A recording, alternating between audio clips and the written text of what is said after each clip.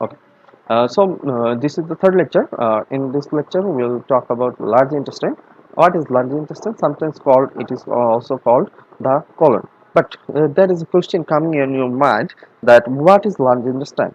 Actually, it is called the large intestine because it has much larger diameter than the small intestine.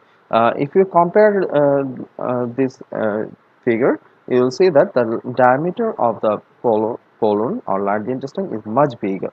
Okay.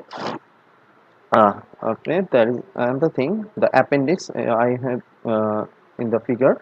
I think all of you know about appendix. Okay, this is the part rectum where the undigested food comes through.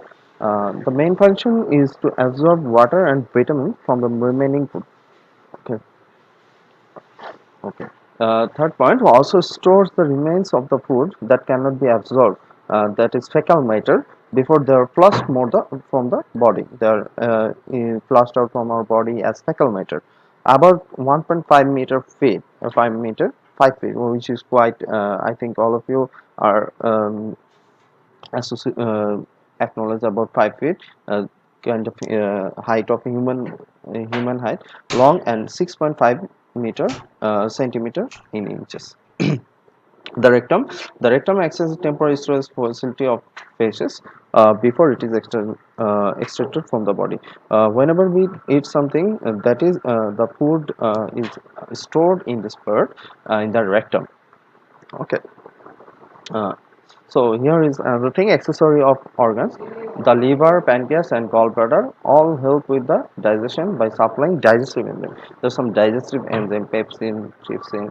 The liver also produces bile, which helps digest fat. This also only acts on fat.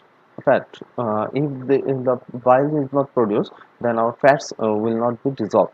These substances are delivered into the small intestine, because in the small intestine all the food particles are turned into uh, small pieces. Liver produces bile, which is stored in the gallbladder. Here is a picture of the gallbladder here. You can see it. This is the gallbladder. Bile is then sent to the small intestine to break down fats. Okay, pancreas. All of you in Bengali it is called Ognatroy, which is kind of tough. Is involved in supplying enzymes required for the digestion directly into the small intestine. Secretes a hormone called insulin. All of you are, some of you are familiar with this word insulin. If you have father, mother, or grandparents, you can see they are taking insulin if they have diabetes.